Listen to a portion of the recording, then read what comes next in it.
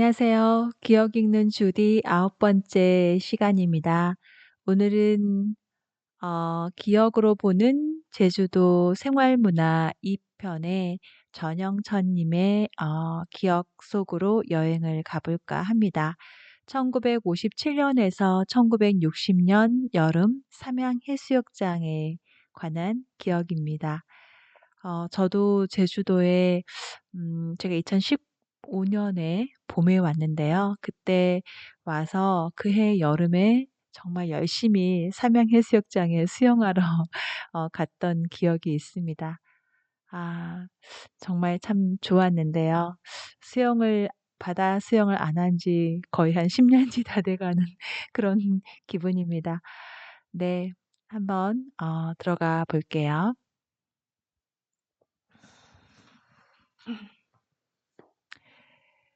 1956 년, 1960년 여름 삼양해수욕장 전영천. 보리밥에 만홍지 씨 점심을 먹고 나는 검은 모래로 유명한 삼양해수욕장이 있는 삼양 일동에서 태어나 이곳에서 장년이 될 때까지 살았다. 국민학교 다닐 때 1953 년에서 1960 년까지 우리 또래의 아이들은 여름철이 되면 해수욕장이 있는 바닷가에서 하루 종일 놀았다. 아침에 부모님이 밭에 가면서 도색이 것 먹이 주고 마당에 보리 넣은 거 낮에 한번 꼭 채우치라 라는 말을 지키기 위해 낮 시간에 잠깐 들려 시킨 일을 하고 간혹 집에 제사가 있을 때는 제사에 쓰려고 집에서 키우는 콩나물에 물을 주는 일을 마친 후 보리밥에 만홍지시, 마늘장아찌, 만홍지시로 점심을 먹고는 다시 바닷가에 가서 하루를 보냈다. 우리 또래 친구들은 시간이 정해진 것도 아니지만 비슷한 시간에 바닷가에 다들 모였다. 여름철이면 햇빛에 피부가 타서 살가죽이 벗겨지는데 몇 번 벗겨지는지를 경쟁하였다. 여름 햇볕을 받은 피부는 처음에는 멀겋다가 좀 있으면 까만색이 되고 나중에는 피부가 종이장처럼 벗겨진다. 이렇게 피부가 벗겨지는 일이 한여름에 서너 번은 보통이며 많은 아이들은 5번 이상 벗겨지곤 했으며 이걸 자랑으로 여겼다. 바다에서는 헤엄치고 모살조개나 모살깅이, 모랫바닥에 사는 꽃게, 모살깅이를 잡고 물장난하며 하루 종일 놀았다.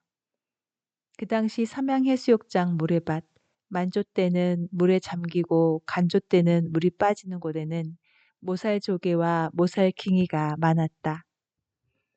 바닷물이 무릎 높이 정도 될 때 맨발로 모래를 좌우로 돌리다 보면 발끝에 매끄러운 촉감이 느껴지면 모살조개이고 까칠한 느낌이 오면 모살깅이였다. 모살조개는 그냥 집어도 되는데 모살깅이는 엄지와 검지로 등 쪽에서 잽싸게 잡아야 하지 잘못 잡았다가는 모살깅이에게 물려 한동안 고생한다. 이놈은 한 번 물면 자기 발이 떨어져도 좀처럼 놓지를 않았다. 이렇게 잡은 조개와 깅이는 적게 잡을 때는 바다에 버리고 많을 때는 모두 모여들어 쓰다 버린 순비기 나무 베개에 불을 지펴 구워 먹었다. 이때 큰 것들은 형벌되는 사람들이 먼저 집어먹어버리고 잔챙이만 우리 몫이 되었으나 하나라도 더 먹으려고 뜨거운 줄도 모르고 잽싸게 먹었다. 구워 먹는 맛은 조개보다 깅이가 고소하고 맛이 더 좋았다. 바다에서 오래 놀다 보면 입술이 까말 정도로 추워진다. 그러면 모래판으로 나와 따뜻하게 데워진 검은 모래 속에 묻어 있다가 다시 더워지면 바닷물 속으로 들어가곤 하는 것이 일상이었다. 앞계 성창. 삼양일동에는 2개의 성창이 있다. 동쪽에 있는 것은 동카름 성창이고 서쪽에 있는 것은 앞계 성창이다. 내가 사는 곳은 마을 서쪽이라 앞계 성창에서 놀았다. 앞계 성창에는 쇳돌이물이라고 부르는 용천수 통이 여러 개 있어 용도에 따라 먹는 물통, 남자 목욕탕, 여자 목욕탕, 빨래터로 이용하였고 겨울철에 소와 말에게 물을 먹이는 곳도 있다. 삼양일동은 산기슭의 호미 모양의 해안선에 따라 형성된 마을이라 하여 서울포라 이름을 짓고 설계라 불렀으며 그 포구에는 용천수들이 있는데 그중 대표적인 것이 쇳돌이물이다.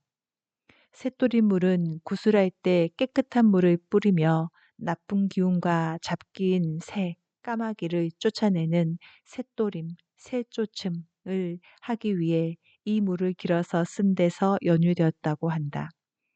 쇳돌임을 밖으로는 동쪽과 서쪽에 방파제를 쌓아 조그만 포구를 만들어 어선들을 접안시켰다. 동방파제 끝에는 제주돌로 만든 자그마한 삼양도대 기념비가 있다. 오래되어 글씨를 전혀 알아볼 수 없어 우리들은 무엇인지도 모르고 비석이에 앉아 놀았는데 내가 제주문화원 문화대학 8기를 다니면서 이것이 삼양도대 기념비라는 것을 알았다. 그 후 고향에 있는 나이 많은 분들에게 이 비석에 대하여 알고 있느냐고 물었더니 방파제 중창 기념비일 것이라고 말하는 것으로 봐서 정확히 알지 못하는 것 같았다. 서방파제 끝에는 등대가 있었으나 지금은 없어지고 등대 자리만 있다. 이곳 등대는 1955년에서 6년경에 나무 기둥으로 처음 만들었고 3, 4년 후에는 철골 기둥으로 개조하여 이용하다가 마을에 전기가 들어오는 1968년경에 철거되어 지금은 흔적만 남아 있다. 등대 관리는 성창을 이용하는 어부들이 성창 옆에 사는 유배 아버지라는 노인에게 부탁하여 추로하는 날 저녁마다 커다란 장명등에 불을 켜도록 했다. 등을 켜는 사람에게는 어부들이 그날 잡은 고기 한 마리씩을 수고 대가로 주었다고 한다. 앞계 성창은 썰물 때는 포구 바닥이 다 드러나서 배를 접안시키지 못하지만 밀물 때는 물이 올라 배들이 자유로이 드나든다. 밀물이 되어 성창 안에 바닷물 수위가 높아지면 우리들은 방파제 끝에서 다이빙을 하며 놀았다. 다이빙을 할 때는 성창 동쪽에 사는 아이들은 동쪽 방파제를 이용했고 성창 서쪽에 사는 아이들은 서쪽 방파제를 이용했다. 앞계 성창 남탕 우리들은 남탕, 남자 목욕탕에는 자주 가지 않았다. 낮에는 해수욕장이나 성창에서 노는 게 더 재미있었기 때문이기도 하고 남탕에 가면 동네 어른들이 누구의 고추가 많이 컸네 하고 놀리거나 등을 밀어 달라고 하는 것이 싫었다. 또 목욕하는 장소도 용촌수가 나오는 위쪽에는 어른들이 차지하고 우리들은 맨 아래쪽에서 해야 하며 물장난도 마음껏 하지 못해서 재미가 없었기 때문이다. 지금은 수건이 흔해서 어느 곳에나 들고 가지만 1960년 이전까지만 해도 우리들은 수건을 갖고 바다에 가본 적이 없다. 수건이 귀했을 뿐만 아니라 그나마 집에 있는 것은 어머니나 할머니가 머리에 쓰고 다녔기 때문에 우리는 수건을 쓸 염두도 나지 않았다. 젖은 몸은 돌 위에 엎드려서 말리거나 그냥 툴툴 털어서 대충 말린 다음 옷을 입었다. 그나마 수건이라고 갖고 다닌 때는 1960년 이후부터였다. 그것도 면으로 된 진짜 수건이 아니고 초상집에서 받아온 삼배로 만든 두건을 수건처럼 펼쳐서 썼다. 면이 아니기 때문에 물기가 잘 닦아지지 않았지만 안 쓰는 것보다 훨씬 나았다. 세숫비누도 마찬가지였다. 1960년 당시 쓰던 세숫비누는 까만색의 비누였는데 어쩌다가 비누를 갖고 남탕에 가면 그곳에 있는 어른들이 한 번만 쓰자고 하면서 거칠고 큰 손바닥으로 몇 번 문지르고 또 머리를 감으면 금방 닳아져서 반쪽이 되어버렸다. 그것을 집에 가지고 가면 어머니한테 야단을 맞곤 하였다. 그랬기 때문에 남탕에 갈 때는 세숫비누를 가지고 가지 않았다. 우리들이 남탕을 차지하고 놀 때는 썰물이 되어 성창에서 다이빙을 하지 못할 때나 어른들이 별로 없는 오후 시간이었다. 우리들은 용천수물에 누가 오래 담가 있는가를 경쟁하였다. 한여름인데도 매우 찬 용천수 속에 목까지 몸을 담그고 누가 오래 버티느냐를 겨루는 것이었다. 물속에 몸을 담근 후 하나 둘 하고 숫자를 세는데 100까지 세는 동안 버티기가 힘들어 포기하고 일어서는 때가 많았다. 이때 포기하고 나오면 다음에는 추워서 물속에 있지를 못했다. 이를 악물고 200까지 세는 동안 버티면 약 2분 정도 된다. 이때가 지나면 30분 이상도 물속에 있을 수 있다. 이것도 오랜 경험에서 얻은 노하우다. 첨대 낚시. 우리는 앞계 삼양일동 앞바다에서 첨대 낚시를 자주 하였다. 낚시를 할 때는 물때 관계없이 한 사람이 괴기 낚으러 가재 하면 낚으러 가자 하면 모두들 모여갔다. 썰물일 때는 왕돌 밑이나 고망에 있는 고기를 낚으려고 수리대첨도를 사용하였고 밀물일 때는 곶바위에서 낚시를 하려고 왕대첨대를 사용하였다. 수리대는 맨돈지, 돌연 이동에 많았다. 이곳은 예부터 수리대로 고른대 구덕이나 밥차롱, 채롱을 만드는 곳이었기 때문에 여기에 쓰이는 수리대가 많았다. 왕대는 세미, 동해천에 많았다. 우리들은 필요한 첨대에 따라 맨돈지나 샘에 가서 주인 몰래 베어다 가지를 치고 다듬어서 대를 만들었다. 수리대 첨대는 수리대를 4등분으로 쪼갠 후 1m 정도 길이로 잘라 끝에 한 뼘 길이의 정술에 낚시를 매어 바위 밑이나 돌 고망에 넣어 보들락을 낚았다. 이때 깅이를 돌로 으깨서 뿡게 밑밥을 만들어 넣으면 보들락이 많이 잡혔다. 이거 저에게는 다 좀 이게 뭐랄까요? 익숙한 단어들이 아니라서 아마 들으시는 분도 이렇게 발음하는 거 아닌데."라고 하실 것 같아요. 네. 재수 좋은 때는 장어가 낚이기도 하였다. 낚은 보들락은 먹을 것으로 생각하지 않고 집에서 기르는 돼지에게 먹으라고 주었다. 왕대 첨대는 3m 정도 왕대 끝에 2발 길이의 정수를 매고 뽕돌, 봉돌을 매단 다음 30cm 정도 길이의 정술에 낚시를 하나나 2개를 매어 갓바위에서 낚시를 했다. 갓바위 낚시에서 많이 잡히는 것은 코생이, 놀래기나 어랭이였다. 간혹 우렁이나 졸락, 노래미, 졸락도 낚았지만 제일 많이 낚이는 것은 코생이였다. 이때 쓰는 이껍, 미끼는 개틀레기, 개들락, 개글락, 나 개수리, 물개찌렁이를 사용하였다. 개틀레기는 머리는 잘라버리고 몸통만 낚시에 끼어 사용하였는데 고기가 첫 입질을 하면 낚시에서 금방 떨어져 나가기 때문에 잘 쓰지를 않고 개수리를 잡아서 썼다. 개수리는 모래나 잔자갈이 있는 곳을 파서 잡고는 빈 깡통이나 깡통이 없을 때는 큰 구쟁이, 뿔소라 껍질에 왕소금을 조금 넣고 그 속에 개수리를 넣어 미끼로 사용했다. 소금에 절여진 개수리는 잘게 잘라도 흐트러지지 않고 오래 사용할 수 있어서 이것만 사용하였다.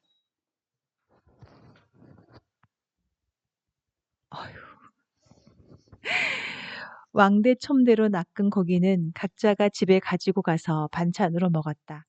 중학생이 된 후 도시락을 싸고 학교에 다닐 때 도시락 반찬으로 소금에 절인 코생이나 어랭이를 하나 구워 갖고 가면 인기 있는 계기 반찬이 되었다. 평소 우리들 도시락 반찬은 겨울에는 김치, 여름에는 만홍지시만 싸고 다니는 다니는 때에 바다고기 구운 것을 갔으니 최고의 반찬이 된 것이다. 네. 와, 어렵습니다. 밤 다이빙 놀이. 그런데 참 재밌네요. 방파제에서의 다이빙 놀이는 낮에보다 밤에 많이 했다.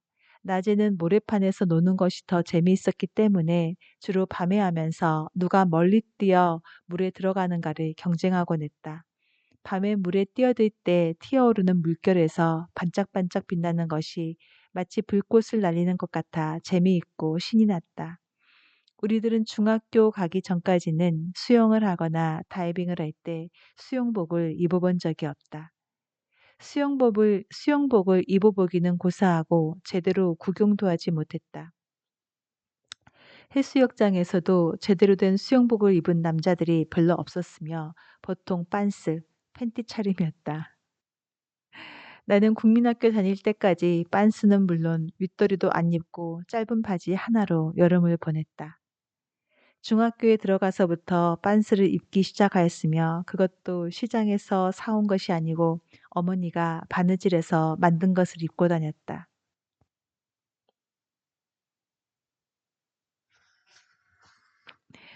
여름에 입은 옷 대부분은 어머니가 초상 때 입었던 복치마, 광목치마나 복옷, 삼배로 만든 상복을 뜯어서 만들어준 것들이었다. 평소에는 형이나 친척들이 입던 옷을 얻어 입었으나 가까운 친척 집에 잔치가 있거나 명절 같은 특별한 때는 새 옷이나 신발을 삼양 5일장에서 사주었다. 그것도 매년 있는 것이 아니고 2, 3년에 한 번 정도 있었다. 신발은 국민학교 다닐 때까지는 하얀색의 고무신을 신었다. 고무신을 사줄 때는 잊어먹지 말게 명심어라 라는 잔소리를 하면서 신발바닥이나 앞부분에 특별한 문양의 표시를 꼭 해주었다. 누구나 똑같은 고무신을 신었기 때문에 자주 바뀌었고 작심하고 헌 고무신을 새 고무신으로 바꾸어 신어가는 사람들이 있었기 때문이다. 고무신이 제일 먼저 헐어서 찢어지는 곳은 발 뒤꿈치가 닿는 곳이었다. 이곳이 찢어져 신발이 자꾸 벗겨지면 어머니는 이곳에 헝겊대기를 대고 바늘로 꿰매어 준 것을 신고 다녔다. 더 헐어서 신지 못하게 될 때는 엿장수에게 주어 성냥이나 엿으로 바꾸었다. 운동화는 중학교 갈 때 처음으로 신었으나 매일 신고 다닌 것이 아니고 학교 갈 때나 명절 같은 때만 신었고 평소에는 고무신을 신고 다녔다. 운동화는 보물처럼 아끼다가 발이 커져서 발에 맞지 않으면 동생에게 물려주어 신도록 했다. 또 형들이 신다가 작아서 못 신는 것을 물려받아 신기도 했다. 지금은 운동화 모양이 남녀 구분이 없지만 그 당시는 남자 학생 운동화 모양과 남학생 운동화 모양과 여학생 운동화 모양이 확실히 달랐다. 남학생 운동화는 끈을 매는 구두형으로 볼이 넓었으며 여학생 운동화는 끈이 없고 볼이 좁은 단화형으로 색깔은 모두 검정색이나 청색이었다. 운동화에도 바닥에 표시를 꼭 하였다. 앞계 성창 내력.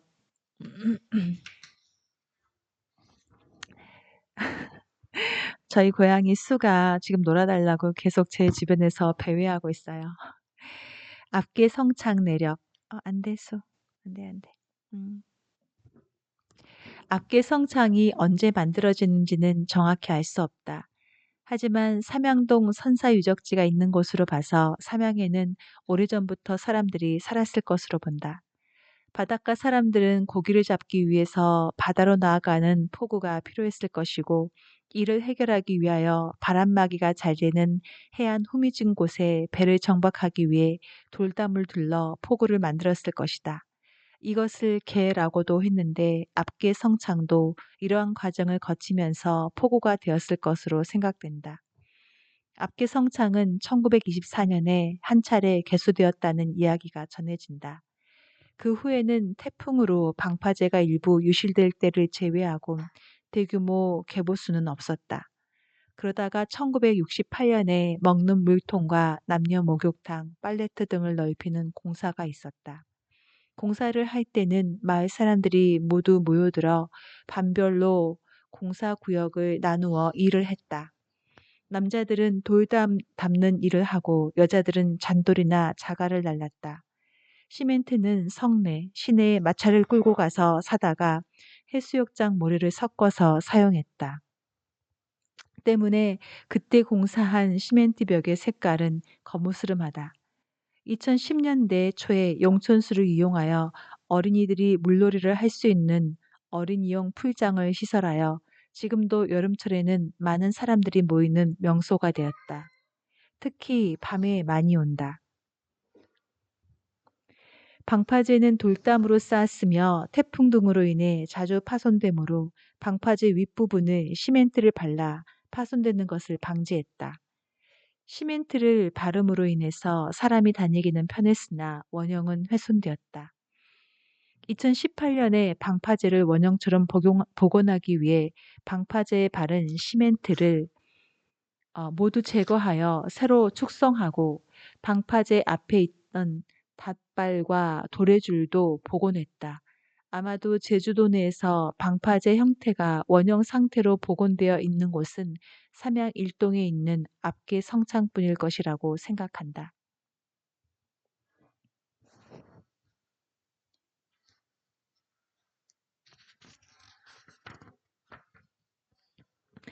삼양해수욕장과 모살뜸. 삼양해수욕장은 검은모래 해수욕장이다. 해변의 길이는 340m이고 폭은 15에서 45m 정도이며 입자가 고른 검은 모래로 덮여 있다. 입자가 굵고 거친 여느 검은 모래와는 달리 삼양해수욕장의 모래는 흙처럼 잘고 부드럽다. 차진 모래 덕에 삼양해수욕장은 예로부터 모살뜸, 모래찜질로 유명했다. 이곳 검은 모래로 모살뜸을 하면 아픈 곳이 낫는다는 입소문을 타고 제주도민을 비롯하여 전국에서 사람들이 몰려들었고 심지어는 제주 출신 제일교포들까지 여름이 되면 모살뜸을 하러 찾아왔다. 모살뜸을 하려고 찾아오는 사람들의 차림새를 보면 어느 지역에서 온 사람인지를 알아차릴 수 있었다. 가루시나 소중이를 입고 머리에 밀짚 모자나 수건을 쓰면 삼양이나 가까운 시골에 사는 사람이고 하얀 치마 저고리나 드레스 같이 긴 옷을 입고 모자를 쓰면 도예지, 제주 시내 육지나 일본에서 온 사람이었다. 제일교포들의 차림새는 도예지에서 온 사람들과 별로 다르지 않았지만 양산을 쓴 사람이 많았다. 못살뜸하는 곳을 관리하는 사람이 있어서 일정한 넓이와 길이로 구덩이를 파도록 하였으며 한쪽에 나무 기둥 위에 가마니를 덮은 그늘막을 지어 먼 곳에서 온 사람들이 이용하도록 하였다. 관리하는 사람은 삼양 일동에서 오랫동안 살아온 주민으로 매년 같은 장소에 그늘막을 짓고 못살뜸을 하는 사람과 그늘막을 이용하는 사람들에게서 돈을 받는 것 같았다. 하지만 우리들은 관심이 없어서 얼마를 받았고 어떻게 관리를 하게 되었는지에 대해서는 자세한 내력을 알 수 없었다.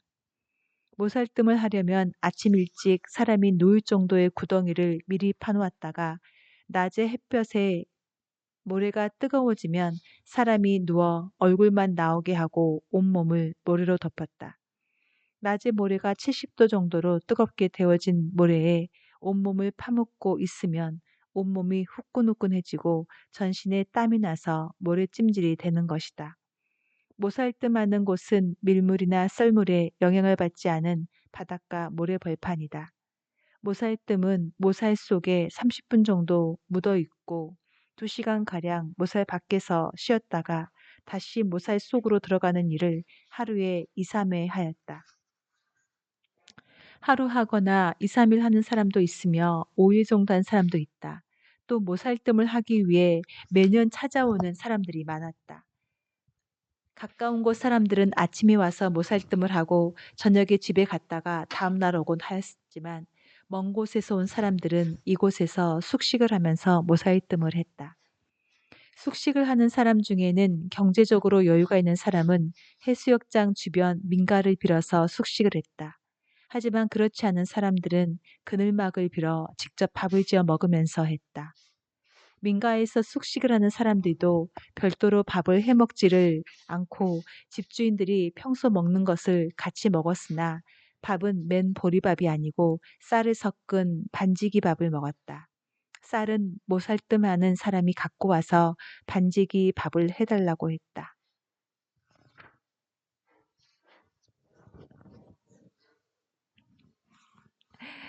네, 오늘은 여기까지 읽겠습니다. 아직 더 뒷부분이 읽고 싶은데 저희 고양이들이 너무 애절하게 저와 놀고 싶어 주위를 뱅뱅거려서 안 되겠어요. 그 뒷부분의 글이 궁금하시면 제주문화원에 들어가셔서 이북을 통해서 읽어보실 수가 있습니다. 아, 그냥 어떤 생활 문화를 기록한 것 같은데 어, 참 어, 어, 뭐랄까요? 정말 미소가 지어지는 부분들이 참 많습니다. 감사합니다. 아, 저도 이 삼형해수욕장에 대한 기억들이 참 많은데요. 아, 저도 언젠가는 그런 기억들을 한번 글로 적어봐도 좋겠다는 생각을 읽으면서 했습니다. 감사합니다.